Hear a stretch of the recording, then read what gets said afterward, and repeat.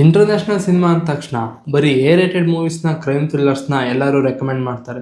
ಒಂದೊಳ್ಳೆ feel good movie ಇಲ್ವಾ ಅಂತ ನೀವು ನನಗೆ ಕೇಳಿದ್ರೆ ನಾನು ರೆಕಮೆಂಡ್ ಮಾಡೋ ಸಿನಿಮಾನೇ the monk and the gun. 2008 Bhutan ಮೊನಾರ್ಕಿಯಿಂದ ಡೆಮೋಕ್ರೆಟಿಕ್ ನೇಷನ್ ಆಗಿ ಚೇಂಜ್ ಆಗ್ತಾ ಇರುತ್ತೆ.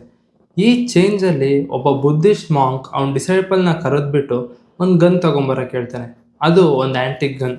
ಈ ಗನ್ನ ಹುಡ್ಕೊಂಡು ಬೇರೆ ದೇಶದಿಂದ ಒಬ್ಬ ಗನ್ ಡೀಲರ್ ಬಂದಿರ್ತಾನೆ. ಎಷ್ಟೇ ದುಡ್ಡಾದ್ರೂ ಪರವಾಗಿಲ್ಲ, ಆ ಗನ್ ನನಗೆ ಬೇಕು ಅಂತ. ಸೊ ಈ ಗನ್ ಯಾರಿಗೆ ಸಿಗುತ್ತೆ?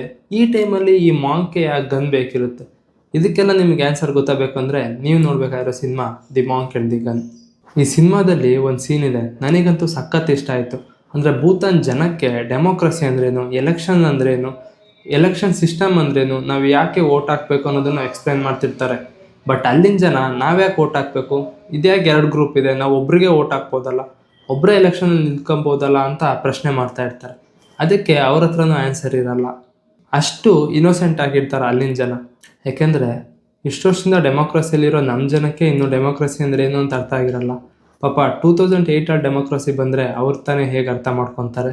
ಅಂದರೆ ಈ ದೇಶದ ಲೆವೆಲಲ್ಲಿ ಆಗೋ ಚೇಂಜ್ ಪ್ರತಿ ಊರಲ್ಲಿ 2 ಪಾರ್ಟೀಸ್ ಆಗಿ ಅಲ್ಲಿನ ಜನನ, ಪ್ರತಿ ಫ್ಯಾಮಿಲಿನ ಹೇಗೆ ಎಫೆಕ್ಟ್ ಮಾಡುತ್ತೆ ಅನ್ನೋದನ್ನ ತುಂಬ ಅದ್ಭುತವಾಗಿ ತೋರಿಸಿದ್ದಾರೆ. ಈ ಸಿನಿಮಾ ಕ್ಲೈಮ್ಯಾಕ್ಸ್ ಮಾತ್ರ ಹಿಲೇರಿಯಸ್ ಆಗಿದೆ. So don't miss this feel good movie the monk and the gun. And ನೋಡಿಬಿಟ್ಟು ಕಮೆಂಟ್ಸಲ್ಲಿ ಹೇಗಿತ್ತು ಅಂತ ತಿಳಿಸೋದು ಮಾತ್ರ ಮರಿಬೇಡಿ. ಆ್ಯಂಡ್ ಇದೇ ರೀತಿ ಅದ್ಭುತವಾದ ಫೀಲ್ ಗುಡ್ ಮೂವಿ ರೆಕಮೆಂಡೇಷನ್ಸ್ಗೆ ನನ್ನ ಫಾಲೋ ಮಾಡೋದನ್ನು ಕೂಡ ಮರಿಬೇಡಿ.